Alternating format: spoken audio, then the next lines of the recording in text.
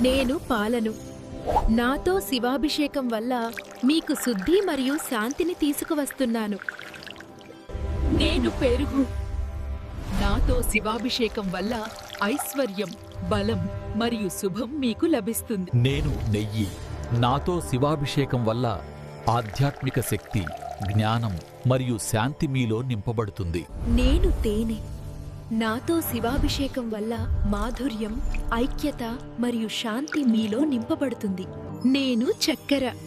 నాతో శివాభిషేకం వల్ల ఆనందం, శుభ ఫలితాలు మీకు లభిస్తాయి.